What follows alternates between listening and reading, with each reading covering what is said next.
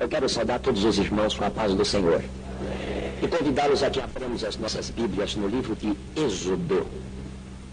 Livro de Êxodo, nós vamos ler uma palavra no capítulo 25. Êxodo, capítulo 25. Leiamos o que está escrito, começando com o verso 8, irei pulando alguns versos. Êxodo 25, verso 8. E me farão um santuário e habitarei no meio deles. Verso 9. Conforme a tudo o que eu te mostrar para modelo do tabernáculo e para modelo de todos os seus vasos, assim mesmo o fareis. Também farão uma arca de madeira de cetim, e o seu comprimento será de 2,5 côvados, e a sua largura de 1,5 côvado, e de 1,5 côvado a sua altura. E cobri-la-ás de ouro puro, por dentro e por fora cobrirás, e farás sobre ela uma coroa de ouro ao redor. Versículo 22. E ali virei a ti, e falarei contigo de cima do propiciatório, do meio dos 2 querubins, que estão sobre a arca do testemunho, tudo que eu te ordenar para os filhos de Israel. Amém. Meus amados irmãos, fizemos a leitura de alguns versos, pulando alguns, porque a leitura seria um tanto extensa, mas nesta tarde, com a graça de Deus, baseado nessa leitura que acabamos de fazer, nós queremos falar alguma coisa sobre a Arca do Concerto e o significado dela e o relacionamento que ela tem para conosco, obreiros do Senhor. Conforme os irmãos estão lembrados, a arca desempenhava um papel importantíssimo na vida do povo israelita, e as circunstâncias em que aquela arca foi usada, as coisas que ocorreram envolvendo ela, as determinações de Deus com relação como deveria conduzi-la, etc., nos levará a pensar nesta tarde sobre o nosso trabalho com relação à arca. Não somente uma figura do nosso Deus, mas do trabalho que Deus colocou nas nossas mãos. O assunto é um tanto extenso, vamos tentar resumi-lo para ver se concluímos nesta tarde. Meus amados irmãos, vamos começar observando, dando uma descrição do que era a arca. Falando numa linguagem assim mais acessível, a arca era um caixote de 1,25 m de comprimento, 75 centímetros de largura, também 75 centímetros de altura, com uma tampa inteiramente de ouro, chamada propiciatório, onde havia a figura de 2 querubins com as suas faces voltadas um para o outro, e quem tirasse aquela tampa, o propiciatório, iria encontrar do lado de dentro dela algumas coisas. Primeiro, um vaso de ouro com uma amostra do maná. Daquele maná que durante a peregrinação de Israel no deserto, durante os 40 anos, todos os dias, com exceção do 7º, Deus mandava o maná para o povo. E como recordação, Deus tinha dito que eles pegassem uma amostra do maná, colocassem dentro do vaso, e o vaso fosse colocado dentro da arca. Também dentro daquela arca estavam as 2 tábuas do testemunho que Deus havia escrito com o seu dedo, quando Moisés ficou lá no Monte Horebe, na presença de Deus, 40 dias e 40 noites, não comendo pão e nem bebendo água, conforme a expressão da Bíblia Sagrada. Aquelas 2 tábuas, como recordação da revelação divina, estavam colocadas dentro da arca.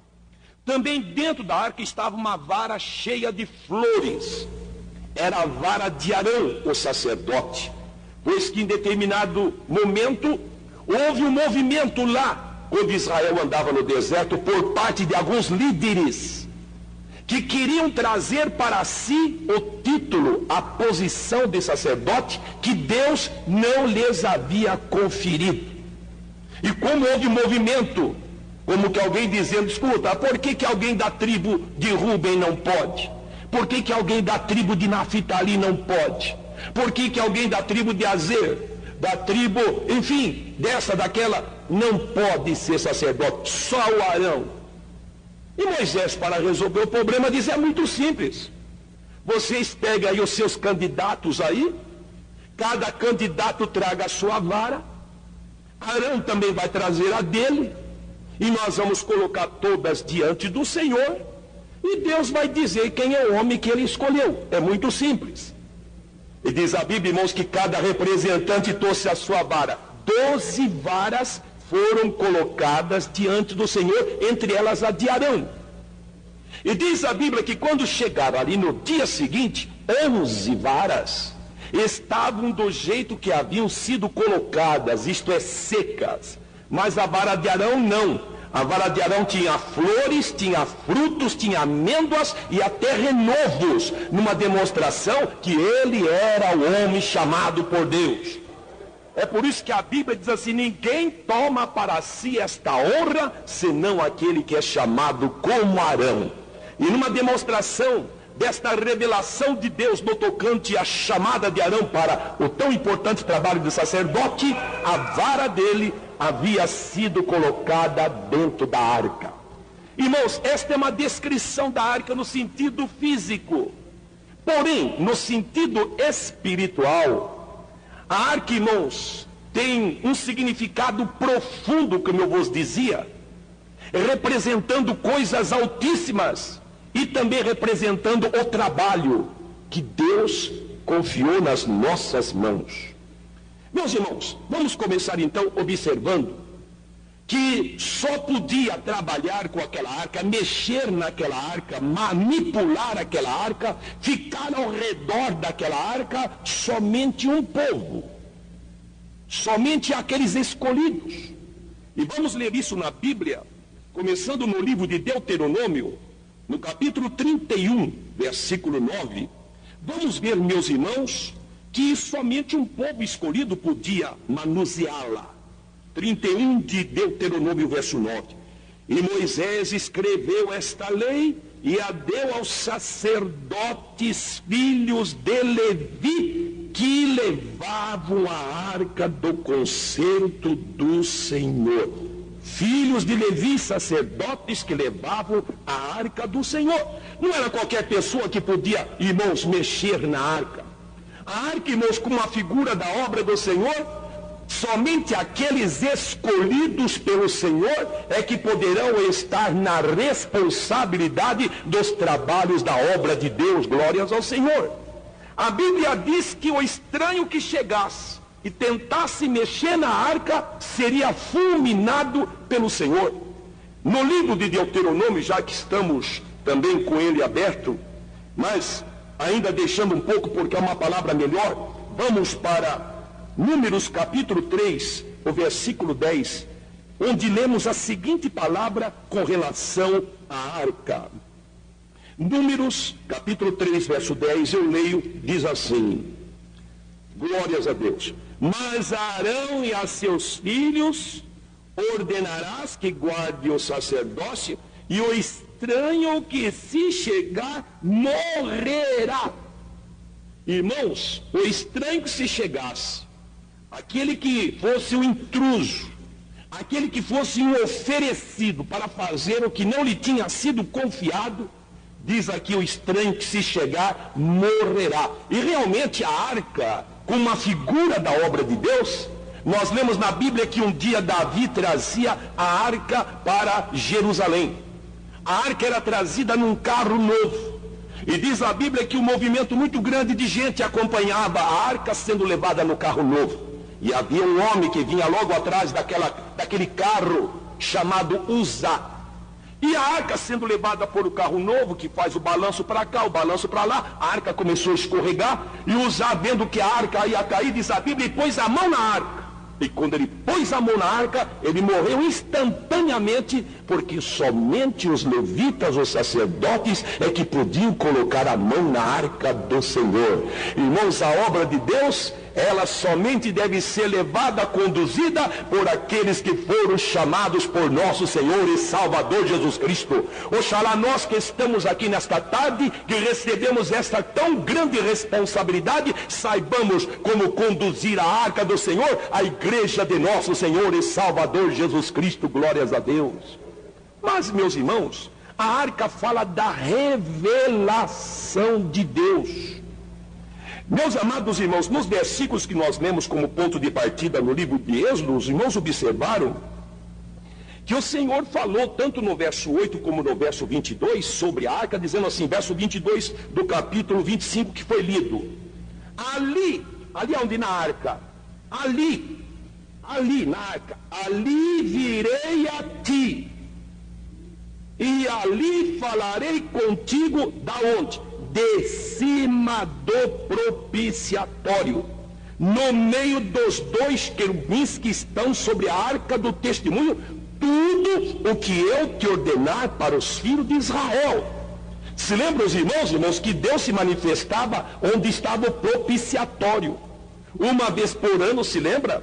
O sacerdote chegava, meus amados irmãos, com sangue, fazendo expiação por si, depois pelo povo, e ele aspergia sangue onde estavam aqueles dois querubins que estavam colocados sobre a tampa, o propiciatório, e diz a Bíblia que a nuvem da glória de Deus se manifestava onde o sangue havia sido aspergido em cima da tampa ali no propiciatório, e dali Deus diz, dali eu falarei, dali eu me manifestarei, dali eu ordenarei para os filhos de Israel. Era a revelação divina, glórias a Deus.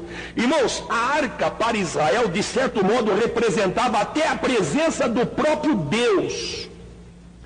Era objeto central do culto israelita.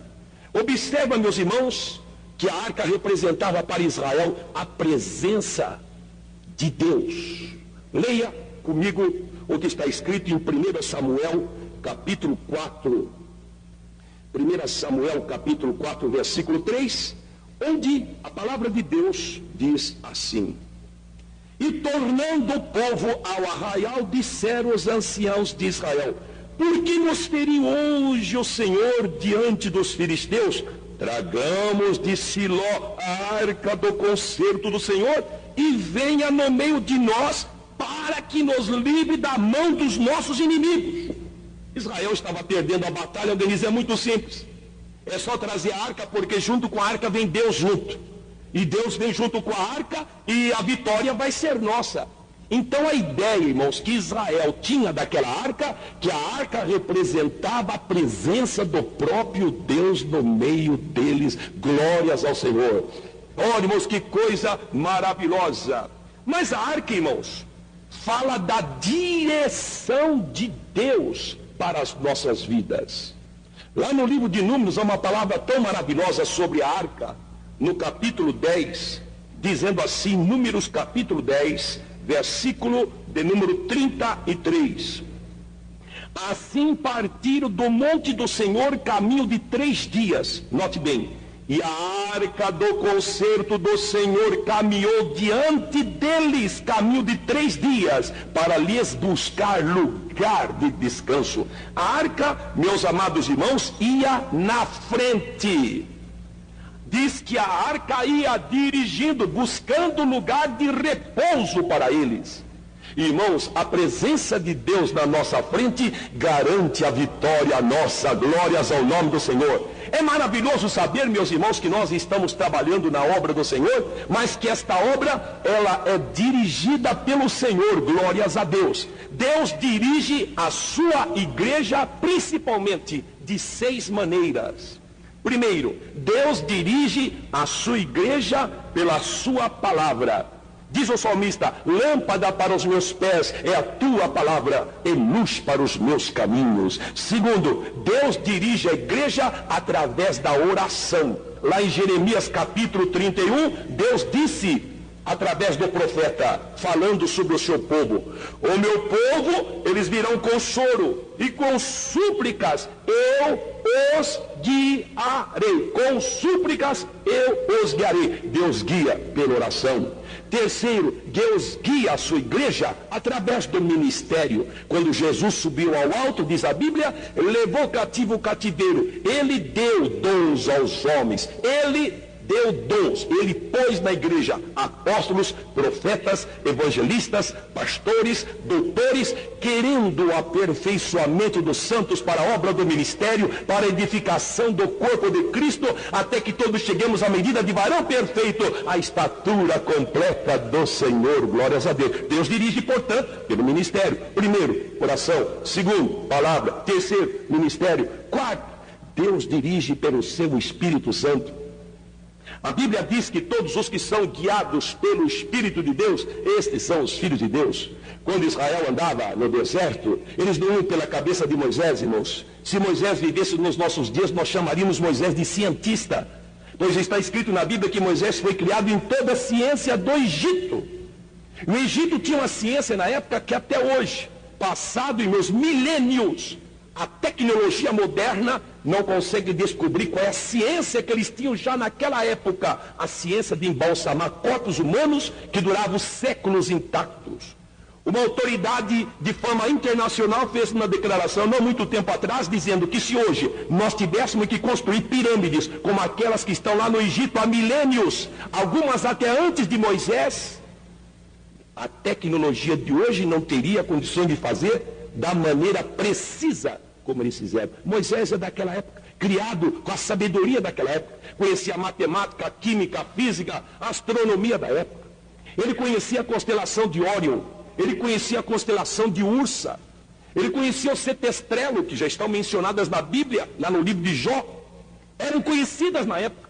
E Moisés, formado na faculdade do Egito, e guiando Israel agora pelo deserto, ele poderia se dar ao luxo até de dizer para aquela nação israelita: olha aqui, meus irmãos, eu sou formado na faculdade do Egito, guiado pela posição nascente e poente do sol, guiado pela posição da constelação de Órion, pela constelação de Ursa, pelo setestrelo, eu vou nesta direção e nós vamos chegar no destino certo. Coisa nenhuma, irmãos, nada disso. Durante o dia tinha uma coluna de nuvem e durante a noite tinha uma coluna de fogo. Quando a nuvem ia para a direita, todo mundo andava para a direita. Quando a nuvem ia para a esquerda, todo mundo andava para a esquerda. Quando a nuvem parava, todo mundo parava. E quando a nuvem se levantava, todo mundo se levantava. E a Bíblia diz: Deus estava na nuvem guiando o povo. Deus dirige pelo seu Espírito Santo. Mas, meus amados irmãos, Deus também nos dirige através de sonhos. Apesar que nem todo sonho é direção de Deus, é claro. Tem sonho que é dar muita ocupação, diz a Bíblia, tem sonho de barriga cheia, mas tem sonho que é revelação de Deus, onde Deus dá uma direção precisa, dando endereço, lugar, hora certinha, e pode ir, porque Deus vai confirmar tudo o que Ele revelou no sonho. Glórias a Deus. Deus também dirige através de visão, enquanto no sonho nós estamos dormindo. Na visão nós estamos acordados e temos o arrebatamento de sentidos e passamos a ver coisas que Deus passa a nos mostrar. Eu me lembro de Paulo, irmãos, que ele estava pensando como homem. Às vezes nós obreiros pensamos como homem.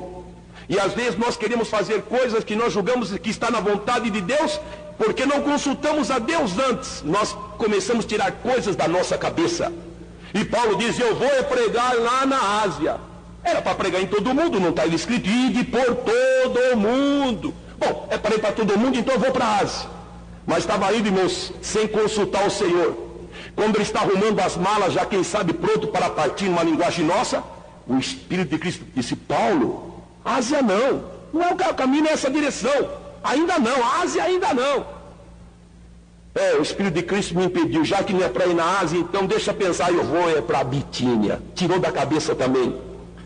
Eu vou para Bitínia, e quando está arrumando as coisas para partir para Bitínia, novamente o Espírito de Cristo: Paulo, Bitínia não é Bitínia, Paulo. Ora, Paulo, busca a mim, consulta a mim. E às vezes nós queremos ir para a esquerda, queremos ir para uma cidade, queremos para uma congregação, queremos ir para cá, queremos ir para lá, e não consultamos ao Senhor. Mas Paulo consultou ao Senhor, e quando ele resolveu consultar ao Senhor, Deus lhe deu uma visão, e na visão apareceu um varão com trajes da Grécia, da Macedônia, e na visão dizia: passa a Macedônia, ajuda-nos, é para cá, Paulo, vem nos ajudar. E ele foi para lá, irmãos, tão logo desceu da condução, a primeira pessoa que ele encontrou, ela Lídia, vendedora de púrpura, pregou para ela, ela creu, a igreja começou na sua casa, dali invadiu toda a Europa, dali foi para os Estados Unidos, e de lá veio para o Brasil. É por isso que eu e você estamos aqui nesta tarde, dando glória, aleluia, ao nome de Jesus.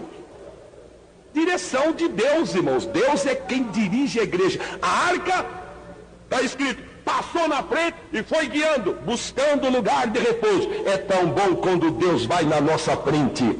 É tão bom quando Ele vai abrindo o caminho, quando Ele vai dizendo, vá para a direita, agora vá para a esquerda. E às vezes a gente até nem entende muito bem o caminho.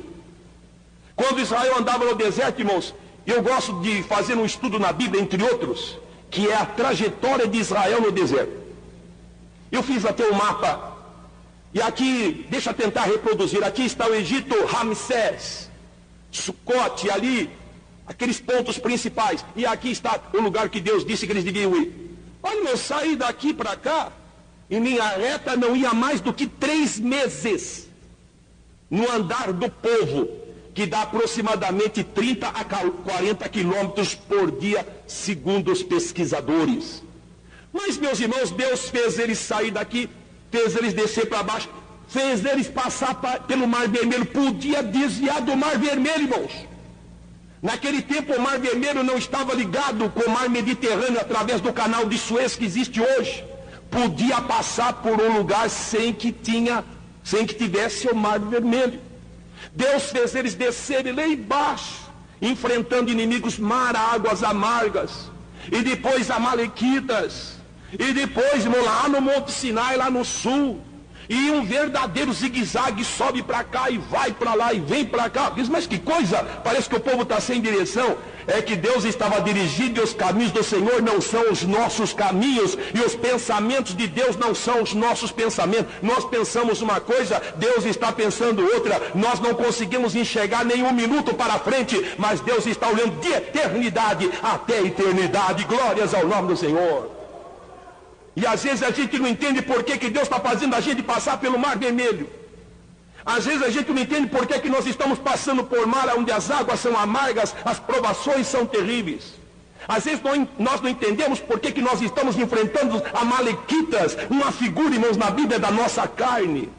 Às vezes nós não entendemos por que nós estamos enfrentando gigante como Og, rei de Bazã, como Sion, rei dos amorreus. É que nós estamos indo para Canaã, e quem está indo para Canaã tem que seguir o itinerário de Deus, e as lutas, as provações virão, mas nós chegaremos em Canaã, glórias a Deus.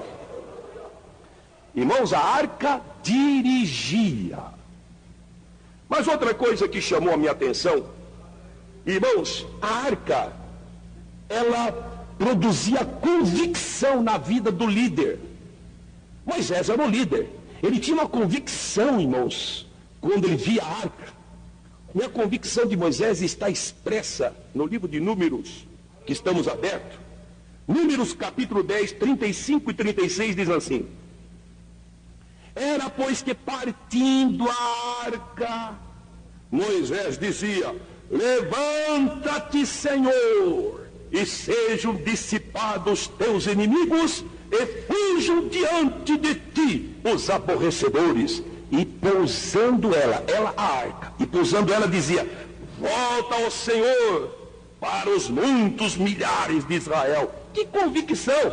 A arca levantava, Senhor, vai na frente com a arca, dissipa o inimigo, derruba para a direita, derruba para a esquerda. Quando ela parava, Senhor, volta, agora cuida de nós. Nós paramos por aqui, cuida das nossas necessidades. Irmão, que convicção maravilhosa, quando nós sabemos que Deus não somente vai na frente para derrotar os inimigos, mas também Ele está cuidando da nossa vida. Ele zela pela nossa manutenção. Ele não nos desampara. Ele cuida das nossas necessidades. Ele cuida dos nossos filhos. Ele cuida da nossa família. Ele cuida de todas as coisas. E ele dizia, Senhor, levanta, Senhor, volta, Senhor, levanta, volta. Que convicção, irmãos, que nós temos quando nós andamos na presença do Senhor. Podemos manter um diálogo com Ele, expondo as nossas necessidades e pedindo que Ele vá na nossa frente para dar vitória contra os nossos adversários. Mas, irmãos, a arca, como objeto central do culto israelita, chegava-se até orar diante da arca. Irmãos, representava a presença de Deus. a arca na Bíblia, então, fala também de oração. Veja como diz Josué capítulo 7, versículo 6. Josué capítulo 7, versículo 6. Então Josué rasgou seus vestidos e se prostrou em terra sobre o seu rosto perante a arca do Senhor. Até a tarde, ele e os anciãos de Israel, e deitaram pó sobre as suas cabeças. Irmãos, diante da comunicação que Israel estava sendo derrotado, Josué se colocou diante da arca com o rosto em terra e começou a orar. A arca, irmãos, fala da oração. E quantas vezes, irmãos, o nosso rosto tem que ir em terra, na presença do Senhor, aclamar a Deus, por que é que nós não tivemos o êxito? Por que naquele culto que nós realizamos ninguém se entregou a Jesus? Por que ninguém foi batizado com o Espírito Santo? Por que as almas não estão se entregando? Por que muitos estão se afastando da igreja e estão ficando fracos, Senhor? O que é que está acontecendo, Senhor? Que nós não estamos tendo vitória. Deus diz, Josué, tudo bem, você está orando, é uma coisa boa. Só que tem um negócio, agora não é hora de oração, agora é hora de ação. Vai lá e tira o anátema, porque se não tirardes o anátema que está no meio de vós, eu não mais serei convosco, vocês vão ficar sozinhos, eu abandonarei vocês. Irmãos, quando Josué tirou o anátema, que era Acã, diz a Bíblia que Deus voltou novamente a atuar no meio do povo. E às vezes, irmãos, nós temos que orar, mas Deus fala, meu servo, cuida da minha igreja, cuida do meu povo, tira os impedimentos, tira os embaraços, para que eu tenha liberdade de trabalhar, para que eu possa batizar com o Espírito Santo, para que eu possa salvar as almas, para que o culto seja pentecostal, para que os dons do meu Espírito se manifestem. Tira os impedimentos. Urabacanda. Mas a arca, irmãos, fala da alegria, fala de alegria, irmãos. Veja como diz 1 Samuel, digo, 2 Samuel. 2 Samuel, capítulo 6, versículo 14 em diante, diz assim: E Davi saltava com todas as suas forças diante do Senhor, e estava Davi cingido do éfode de linho. Assim subindo levavam Davi todo Israel a arca do Senhor com júbilo e ao som das trombetas. E sucedeu que entrando a arca do Senhor na cidade de Davi, Mical, a filha de Saul, estava olhando pela janela e vendo o rei Davi que estava bailando e saltando diante do Senhor, o desprezou no seu coração. Meus irmãos, a arca fala da alegria. Davi trazia a arca para Jerusalém, irmãos. Na primeira vez houve aquele fracasso quando Uzá pôs a mão lá na arca e até morreu. E parece que Davi aprendeu a lição. E passados alguns meses ele traz a arca novamente para Jerusalém. E aí, irmãos, era tanta alegria. Irmãos, a arca que havia estado ausente de Jerusalém fazia muitos anos. Quando a arca está entrando em Jerusalém, Davi não se controlou, irmãos. Ele começou a saltar, ele começou a pular. Ele ia saltando e pulando, saltando, bailando e pulando. Irmãos, e Mical, como alguém pronuncia lá da janela, olhou o rei lá na frente do povo, gente de um lado, gente do outro, gente lá na sacada das casas, e o rei pulando. Mical diz, mas que papelão, o rei pulando na frente do povo. Irmãos, ele estava alegre, glórias ao nome do Senhor. E sabe uma coisa, irmãos? Deus não gostou daquela história de Mical criticar o esposo Davi pelo fato de pular e saltar de alegria diante do Senhor. Diz que Deus pôs a mão sobre ela, nunca gerou filho nenhum por causa daquilo. Irmãos, e às vezes no culto, irmãos, tem um irmão alegre, a igreja está alegre, irmãos, e o povo está dando glória a Deus, e alguém critica, ou então bate o sininho. Deixa o povo dar glórias a Deus, deixa a presença de Deus se manifestar, deixa Deus operar através dos dons. E às vezes Deus até vai usar alguém com o dom, mas às vezes o obreiro está até comprometido com alguma coisa, ele bate o sininho para Deus não falar, porque poderá ser descoberta a sua situação irregular diante da igreja. Meus amados irmãos, quando o povo está alegre, eles dão glória a Deus. E dar glória a Deus, irmãos, em voz alta é bíblico. Barulho de Deus não espanta ninguém. O barulho de Deus atrai almas. O barulho de Deus, irmãos, deixa uma impressão viva para as almas que estão na igreja. Lá em Jerusalém, quando a igreja foi cheia do Espírito Santo, começaram a falar em línguas e até a cidade toda ouviu o barulho de Deus e foram para lá. O que será que está acontecendo? Será que estão embriagados? E Pedro se levanta e diz: não, eles não estão embriagados como vós pensai, sendo a terceira hora do dia. Isto aqui foi dito pelo profeta Joel, e fez uma pregação que no final dela nem fez apelo, e tinha quase 3.000 almas entregando-se a Jesus. As almas são atraídas pelo verdadeiro barulho de Deus. Glórias a Deus. Sabe, irmãos, até aqueles que dão glória a Deus são criticados.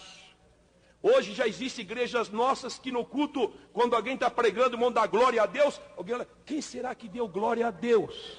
Já existe a Assembleia de Deus, irmão, que está um verdadeiro gelo. Não se dá mais glória a Deus, não se fala a língua estranha. Deixa o povo dar glória a Deus, deixa o povo falar em língua. Não proíba falar língua, diz a Bíblia. Deixa Deus se manifestar. Quem sabe Deus quer mudar o rumo da reunião, o ritmo da reunião. Às vezes, irmãos, os nossos cultos é como o vento. O vento às vezes vai numa direção, dali a pouco o vento vira na outra direção, e a gente não sabe de onde veio. Sabe para onde vai, mas não sabe de onde veio. Assim, irmãos, é o culto. Muitas vezes o culto vai numa direção, dali a pouco Deus muda para a direita, dali a pouco Deus muda para a esquerda. Deixa Deus dirigir a reunião, deixa o Espírito de Deus tomar conta da reunião.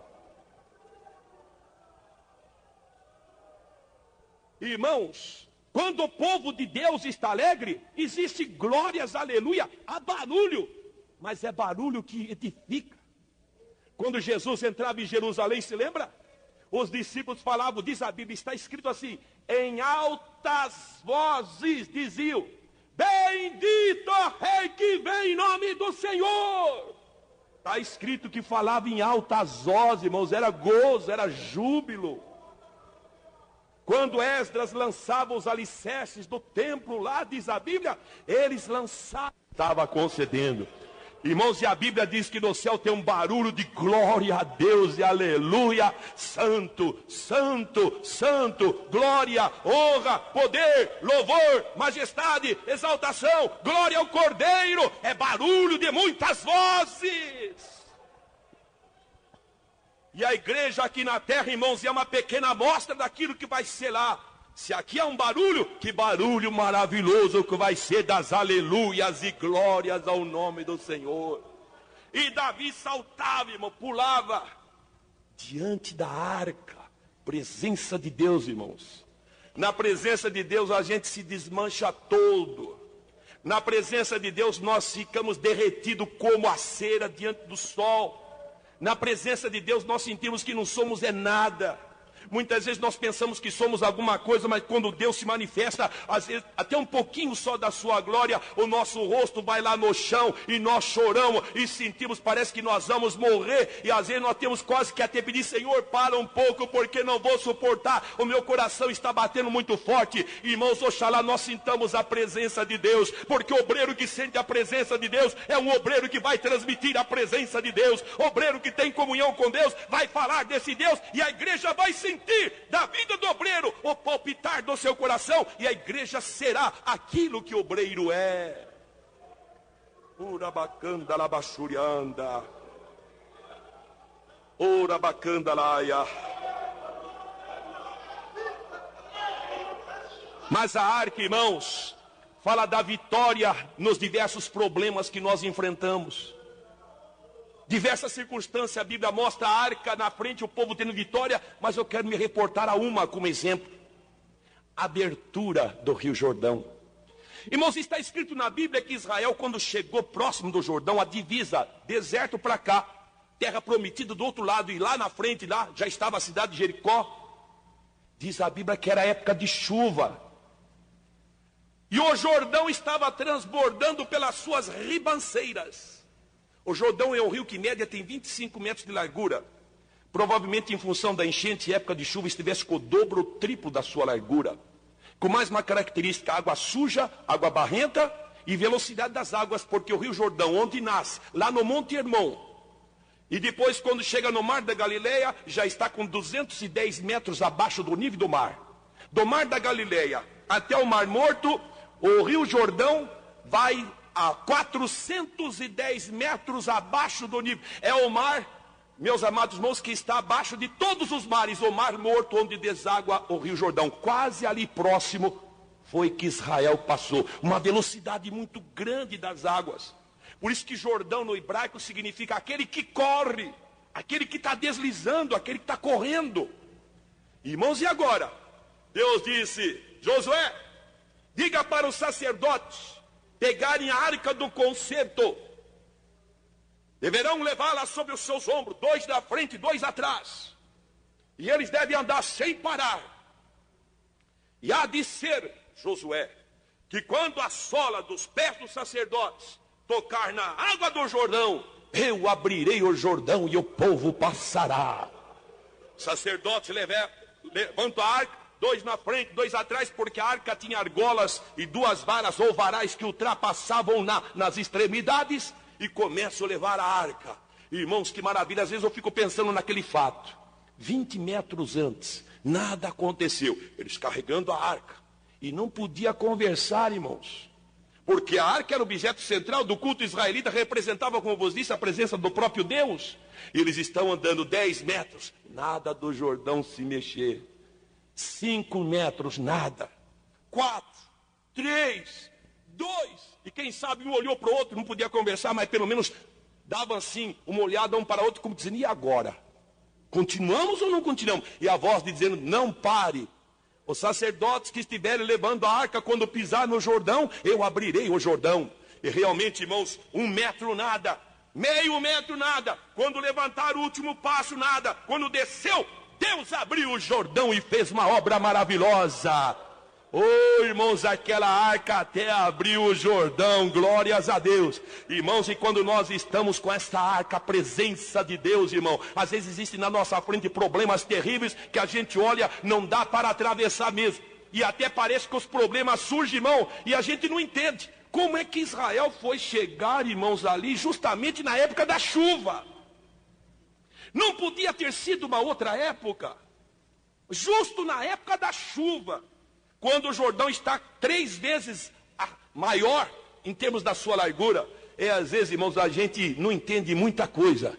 Mas às vezes o problema fica tão grande, é porque Deus quer mostrar um poder tão grande, maior do que aquele problema que está na nossa frente.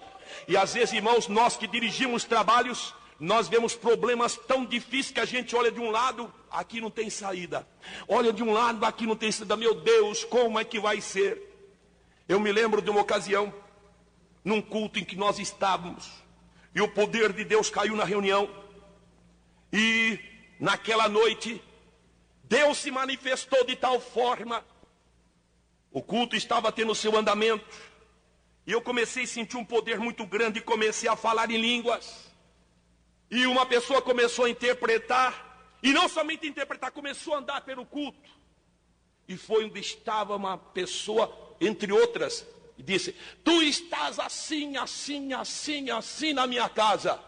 E levantou aquela mulher, e levantou um grupo muito grande chorando: tem misericórdia, deixa confessar, senão eu vou morrer na presença de Deus. Irmãos, e um problema muito sério de uma família, marido, mulher, coisas que tinham acontecido. Eu disse: meu Deus. E eu marquei o dia seguinte para tratar o problema, e eu fiquei o dia inteiro: Jesus, por onde que eu entro? Se eu entrar por aqui, não vai dar certo. Se eu entrar por ali, não dá certo. E eu fui, irmãos, para aquela reunião à noite, o dia inteiro: Jesus, como é que eu trato? Eu não sabia nem por onde começar, porque era muito complexo o problema.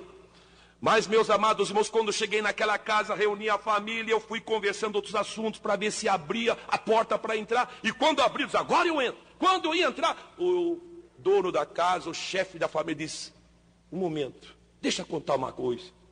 Hoje de manhã, Deus nos visitou.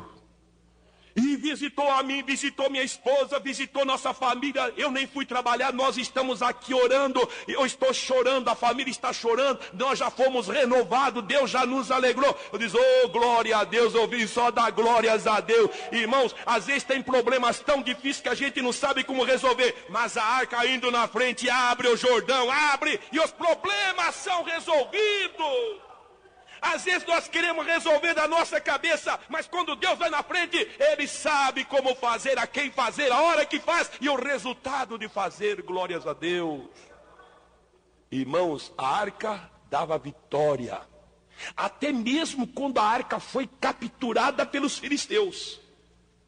Foi levado, irmãos, lá no templo de Dagon, Deus dos filisteus. E lá está aquele grande ídolo. Puseram a arca, irmão. No dia seguinte o povo foi lá no templo, Dagon está caído, com o rosto em terra. Mas o que está acontecendo? Vamos levantar, nosso Deus caiu, vamos pôr ele de pé.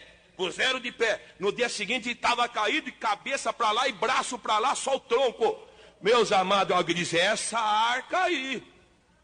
E a arca ali, no fim, começou até a dar hemorroida nos homens. E começou a morrer gente. Alguém diz, olha, essa arca aqui não é nossa, tem que ir para Israel. Vamos devolver, vamos devolver. Irmãos, a presença de Deus é coisa maravilhosa. Glórias ao nome de Jesus. Vitória. Mas, meus amados irmãos, a arca fala também de renovação espiritual. Vamos abrir as nossas Bíblias para ver o que está escrito no livro de Josué, capítulo de número 8, versos 30 a 35, que eu leio, diz assim, Josué 8, 30 a 35. Então Josué edificou um altar ao Senhor Deus de Israel no monte de Ebal, como Moisés, servo do Senhor, ordenou aos filhos de Israel, conforme o que está escrito na lei de Moisés, a saber, um altar de pedras inteiras, sobre o qual não se moverá ferro, e ofereceram sobre ele o holocausto ao Senhor e sacrificaram sacrifícios pacíficos. Também escreveu ali em pedras uma cópia da lei de Moisés, que já tinha escrito diante dos filhos de Israel, e todo Israel, com os seus anciãos e os seus príncipes e os seus juízes, estavam de uma e de outra banda da arca, perante os sacerdotes levitas que levavam a arca do concerto do Senhor, assim estrangeiros como naturais, metade deles em frente do monte Gerizim, e a outra metade em frente do monte Ebal, como Moisés, servo do Senhor, ordenara, para abençoar primeiramente o povo de Israel. E depois leu em alta voz todas as palavras da lei, a bênção e a maldição, conforme a tudo que está escrito no livro da lei. Palavra nenhuma houve de tudo que Moisés ordenara, que Josué não lesse perante toda a congregação de Israel, e das mulheres, e dos meninos, e dos estrangeiros que andavam no meio deles. Que palavra gloriosa.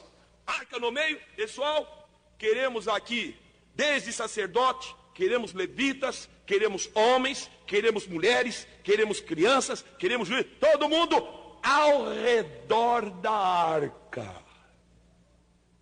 Ao redor da arca. Primeiro assunto, ao redor da arca. Irmãos, o povo tem que estar ao redor da arca. Uma figura do nosso Deus, o povo tem que estar ao redor do nosso Deus. O obreiro coloca a igreja ao redor do Senhor, ao redor do ministério. Glória seja dada ao nome do Senhor. Coisa dura, irmãos, quando o obreiro põe o povo ao seu redor. Irmãos, que dificuldade. Algum tempo atrás, ainda na gestão do saudoso pastor Cícero Canuto de Lima, ele pediu-me que eu fosse fazer a substituição de um obreiro em determinada congregação. O irmão Cícero era assim, os irmãos mais antigos se lembram, diz, vai, substitui, e não queria saber de detalhe, vai, toque. E eu conhecia aquela congregação, e eu sabia que aquele obreiro tinha posto toda a congregação ao redor dele. E eu fui preocupado, era um culto de quarta-feira, eu pensei, devo chegar pelo menos 7h30. Quero orar, devo ser o primeiro a chegar. Irmãos, no fim eu acabei chegando 7 horas, o culto já tinha começado fazia tempo. O povo já havia sido convocado por aquele dirigente que uma semana antes sabia que ia ser substituído. Ele tinha ido na casa de um por um. Pois é, vão me tirar daqui. Injustiça. E fez a cabeça do povo. Ou seja, pôs o povo ao seu redor.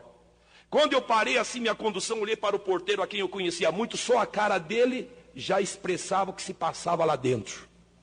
Irmãos, entrei e um silêncio absoluto.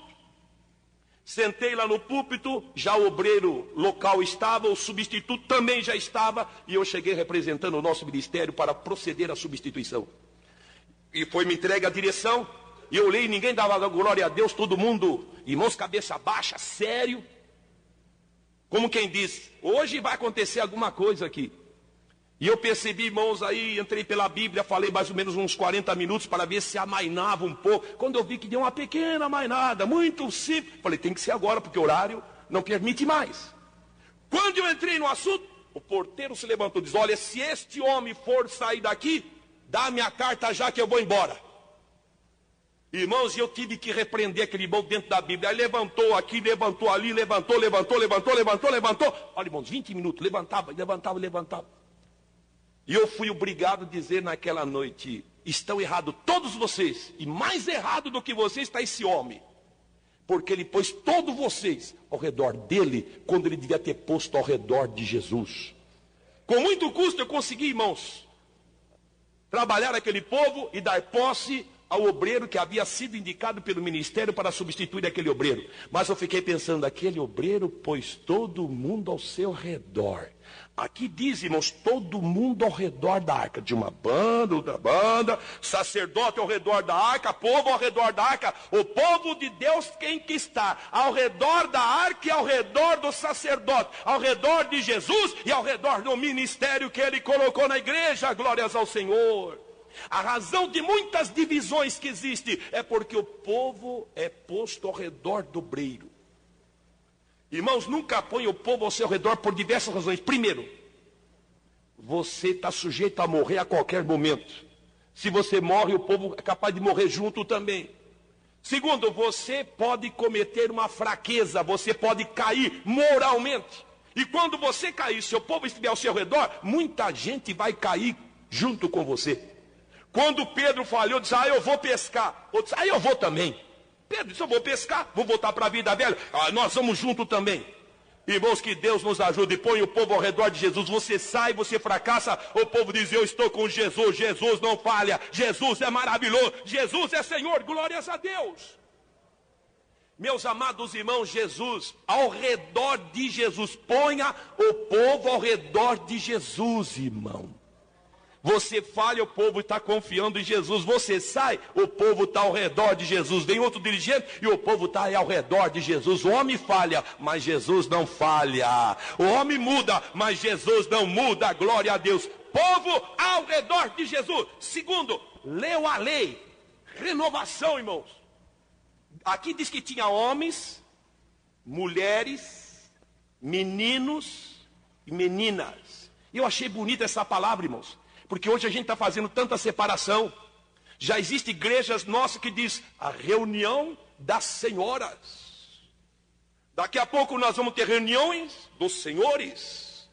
Daqui a pouco reunião dos industriários. Reunião dos comerciantes. E já tem até igreja nossa que tem culto da mocidade. Quando a igreja deve ter culto com a mocidade. Culto da é somente com ela, feita por ela. E culto com é a igreja reunida toda e a mocidade participando. Mas que Deus nos ajude, irmãos, que nós não dividamos o povo, e nós pegamos homens, mulheres, crianças ao redor de Jesus, ao redor de Jesus, ao redor de Jesus, ao redor de Jesus, glória a Deus. E foi uma renovação, irmãos, porque fazia tempo que eles haviam recebido a lei, mas Moisés parou, agora chega, olha, vamos ler a lei, vamos nos alimentar, um verdadeiro estudo bíblico, como nós estamos aqui na escola bíblica que inicia hoje. Obreiros vieram de diversas regiões, lá gastando, trabalhando, diz eu vou para me renovar. E nós estamos aqui, irmãos, ao redor da arca, ao redor do ministério, para aprender a palavra do Senhor. E certamente Deus vai nos dar coisas gloriosas. E nós vamos sair daqui com a nossa ferramenta afiada, para continuar trabalhando para Jesus e fazer a obra preciosa e poderosa que Ele colocou nas nossas mãos. Ora bacanda labachurianda. Mas a arca, irmãos, falava da reverência. Vamos ler? Josué capítulo 3. Josué capítulo 3, verso 2 e 3. E sucedeu ao fim de 3 dias que os primeiros passaram pelo meio do arraial e ordenaram ao povo, dizendo: quando virdes a arca do concerto do Senhor vosso Deus, e que os sacerdotes levitas levam, parti também do vosso lugar. Haja, contudo, distância entre vós e ela, como na medida de 2000 côvados. E não vos chegueis a ela, para que saibais o caminho pelo qual haveis de ir, porquanto por esse caminho nunca passastes antes. 2000 côvados. Mais ou menos 1000 metros, 1 quilômetro. A arca na frente, sacerdotes carregando. 1 quilômetro atrás vinha vindo o povo. Haja distância. Isso fala de reverência. Irmãos, os nossos cultos às vezes são cultos irreverentes. E deixa-me dizer, já que estamos numa reunião de obreiros, às vezes a irreverência começa do púlpito. O pastor às vezes é o último a chegar. A reunião começa às 7h30, o povo está orando, irmãos, e dali a pouco já estão cantando, ele chega depois que o povo está cantando. Ou então ele chega, irmãos, começa a cumprimentar todo mundo, tira a atenção de todo mundo. Ou então ele entra e sai no púlpito, entra e sai no púlpito. O sacerdote lá, na velha aliança, quando ele estava sacrificando, ele tinha que ficar junto ao altar ali com a vítima. Enquanto não terminasse, ele não podia deixar a vítima, irmão. Nós estamos aqui no altar do Senhor, irmão, para ministrar a palavra de Deus. E nós devemos ficar no altar. Salvo se foi um motivo de grande, de absoluta, de ímpar necessidade. Mesmo assim, irmãos, devemos pensar 2 vezes. Há obreiros que entram, nem se ajoelha, cruza as pernas. Alguns ficam cortando unha. Coral cantando e cortando unha, fazendo até o barulho do corte da unha. Está completamente desligado. Mas que Deus nos ajude, meus amados irmãos. Reverência à presença de Deus. E o povo está lá olhando para nós. Irmão, se a congregação que eu estiver dirigindo, você estiver dirigindo, tiver 50 crentes, tem 100 olhos olhando para mim e para você. Se eu olhar muito para o lado das irmãs, os irmãos vão dizer, olha, tem alguma coisa esquisita. Se eu ficar olhando só para o lado dos homens, tem alguma coisa esquisita. Como é difícil, irmãos, dirigir o povo do Senhor. Este tão grande povo de Deus, que até Salomão disse, Senhor, me dá sabedoria para entrar, me dá sabedoria para sair. Irmãos, vamos ter reverência na presença do Senhor. Deve começar do púlpito. E quando é no púlpito, irmãos, comece a influenciar a igreja. Diz, olha o pastor, olha a posição dele. Ele é o primeiro a chegar. Ele convida o povo para a oração, mas ele não manda outro para dirigir, não. Ele vem na oração. Ele começa a oração com o povo. O povo está vendo exemplo, irmãos. O povo quer ver exemplo. Eles querem imitar a fé. A Bíblia diz, imitai a fé dos vossos pastores, que zelam pelas vossas almas. O pastor chega às 8h10, começou. Diz, então eu posso chegar também. Meus amados, mas que o povo possa aprender conosco. Glória seja dada ao nome do Senhor. Reverência. Meus amados irmãos, e quando a Bíblia fala sobre reverência, irmãos, sabe que não podia nem olhar para dentro desta arca? Não era qualquer pessoa que podia olhar para dentro da arca. Está escrito, o tempo não permite ler todas as referências, que uma ocasião houve gente que até olhou dentro da arca e morreu. A arca era santa, irmãos. Nós devemos zelar por esse trabalho que Deus colocou nas nossas mãos. Irmãos, desde o momento que nós adentramos no templo, lá onde está o porteiro, irmãos, até todas as dependências, nós estamos andando na casa do Senhor. Nós estamos ministrando na presença de Deus. Nós somos o dirigente da reunião. Nós estamos como sacerdotes, irmão, fazendo a reunião diante do Senhor. Uma grande responsabilidade, e a reverência deve ser grande no nosso meio.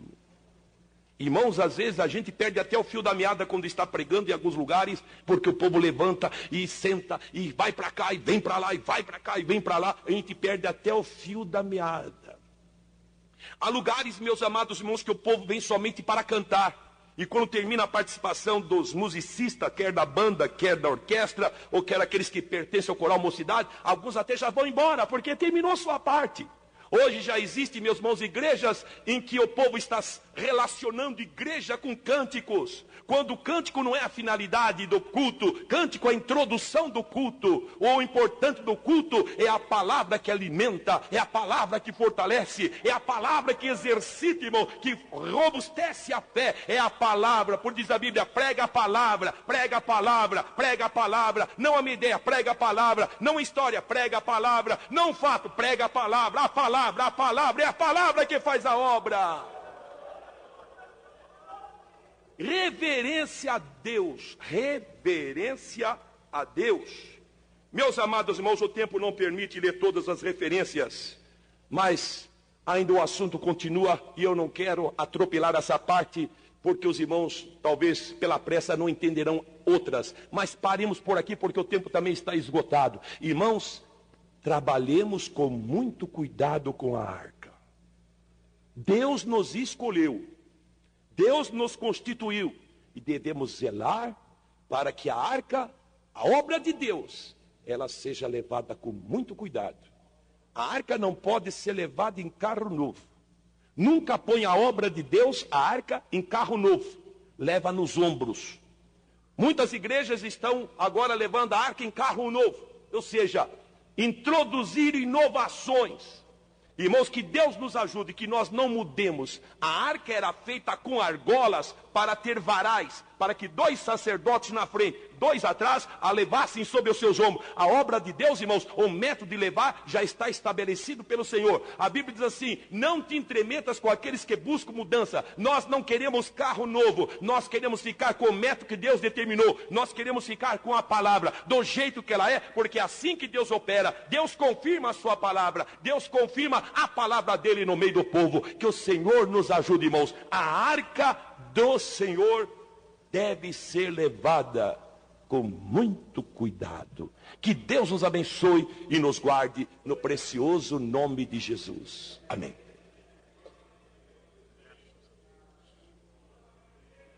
Pessoas têm uma facilidade de imitar que eu nunca vi. Tem pessoas, irmãos, que quando chega aqui vê um negócio desse já copia. Não, vamos pedir ao Senhor nosso Deus. Não é só se estribar nos anos de experiência. Foi isso que Josué foi enganado pelos gibeonitas, porque não buscaram conselho à boca do Senhor. Eles não olharam para a orientação da arca que estava flutuando nos ombros dos sacerdotes. Só os sacerdotes podiam levar aquela arca como escolhidos. Cristo nosso Senhor só pode ser levado ao mundo por mim e por você, e dentro da orientação de Deus. Porque qualquer coisa sem a orientação de Deus caminha, mas não chega, fracassa. Barco que Deus não está no comando, ele não chega no porto. E para um barco ir a pique, não precisa 10 furos na flutuação, não. Um só leva ele ao fundo do mar. Vamos pedir a graça de Deus, vamos ter cuidado. Eu sou um obreiro assim um pouco novo, mas tem noite que eu até perco o sono. Eu digo, mas Jesus, por que esse cuidado tão excessivo? E eu vejo tantas pessoas, irmão, entrando na contramão, e se não for uma advertência de Deus, essas pessoas não acordam, mas não acordam mesmo. Não sei, parece pessoas que já perderam a autoridade divina. Não tem mais zelo pelas coisas de Deus, levam de qualquer jeito. Meus irmãos, vamos acordar. Desperta, ó tu que dorme. Vamos pedir a bênção de Deus. Não faça a obra de Deus de qualquer jeito, não. As coisas de Deus, elas são medidas, são pesadas, são calculadas. É por isso que Deus usa o prumo, Deus usa a balança, Deus usa o nível. Louvado seja o nome do Senhor. Sabe por quê? Porque Deus, Ele quer as coisas direitinho. Talvez até a velhinha de Noé tenha dito, meu velho, esse navio tão imenso, 350 e 30, não dava para fazer um barquinho menor, caberia toda a nossa família. Tem gente que está fazendo o barco de acordo com o tamanho da família dele, de acordo com o tamanho social da família. Eu cheguei na igreja de um colega que ele disse: ô, Severino, eu lamento, mas não posso mais nem dar certos ensinos, porque minha família não deixa. Que fracasso, né? Que fracasso para o obreiro. É diminuir o tamanho da arca. Mas Noé disse: não, minha velha, Deus disse que era essas dimensões, pode dar o que der, tem que ser isso aqui mesmo. Mas você vai gastar uns 100 anos, pode gastar 200. 100 anos aqui. É uns 100 anos mais ou menos, não chegou a 100 anos. Mais ou menos. Que examinando a vida de Noé, Deus falou, ele tinha 500 anos e o dilúvio veio no ano 600 da sua vida. Então ele trabalhou mais ou menos, menos de 100 anos, né? A história de 120 anos é outro estudo, é diferente. Mas a história da construção da arca. E Deus disse mais: olha, você impermeabilize por dentro e por fora. Irmãos, tem coisas por aí que por fora não aparece furo, mas por dentro tá que faz pena. Vamos consertar a vida, vamos consertar o altar enquanto é tempo. Vamos louvar a Deus com o hino 5. E eu tenho ensinado aqui aos irmãos algumas vezes que o hino não se canta para tirar a oferta, né? Vamos cantar o hino 5 para tirar os dízimos e as ofertas. Às vezes o irmão diz isso com tanta simplicidade. Mas hino não é para se tirar oferta, irmão. Hino é para se louvar a Deus, gente. A gente aproveita o espaço do tempo em que o louvor está sendo dedicado a Deus. E durante esse espaço de tempo nós colhemos os dízimos e as ofertas para a obra do Senhor. Nossos irmãos diáconos, cheguem até aqui. Nós já ouvimos uma palavra de Deus muito boa nessa tarde. Irmãos, olha, para comer as coisas de Deus eu tenho um apetite que eu nunca vi. Eu só quero ter fastio para pecar. Mas para as coisas de Deus, eu quero sempre ter um apetite. Louvado seja o nome do Senhor. Tem pessoas que vêm aqui para a escola bíblica e nem subiu hoje ainda, né? Mas talvez à noite esteja aqui no culto, será ainda bem-aventurado. Nem que você pega o amém, dê uma bênção do Senhor. Mas outros estão aqui desde manhã,